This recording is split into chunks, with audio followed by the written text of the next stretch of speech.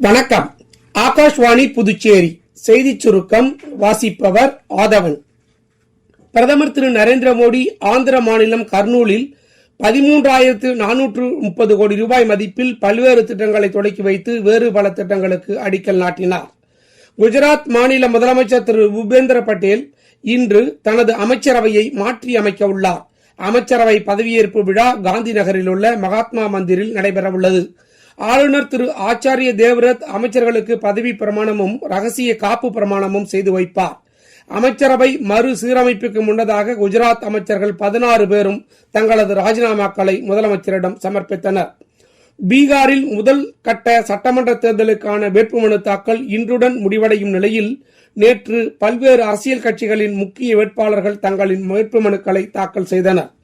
மூத்த பிஜேபி தலைவரும் துணை முதலமைச்சருமான திரு சாம்ராஜ் சௌத்ரி தாராப்பூர் தொகுதியில் வேட்புமனு தாக்கல் செய்தார். ஜன்சக்தி ஜனதாதளம் என்ற பெயரில் புது கட்சி தொடக்கியுள்ள திரு தேஜ் பிரதாப் யாதவ் மாகுவா தொகுதியிலும், முன்னாள் மத்திய அமைச்சர் திரு ராம் கிருபால் யாதவ் தானாப்பூர் தொகுதியிலும் மனு தாக்கல் செய்தனர். புதுச்சேரியில் தீபாவளி பண்டிகையை முன்னிட்டு சர்க்கரை, எண்ணெய் உள்ளிட்ட 6 வகையான மளிகை பொருட்கள் புதுச்சேரியில் 4 பிராந்தியங்களில் உள்ள அனைத்து அட்டைதாரர்களுக்கும் இலவசமாக வழங்கப்படும் என்று முதலமைச்சர் திரு ரங்கசாமி அறிவித்திருந்தார்.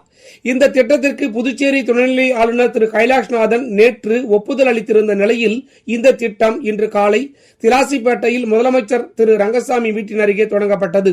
இதில் கலந்து கொண்ட முதலமைச்சர் 585 ரூபாய் மதிப்பிலான மளிகை பொருட்கள் அடங்கிய தீபாவளி தொகுப்பினை பயனாளிகளுக்கு இலவசமாக வழங்கி திட்டத்தினை தொடங்கி வைத்தார்.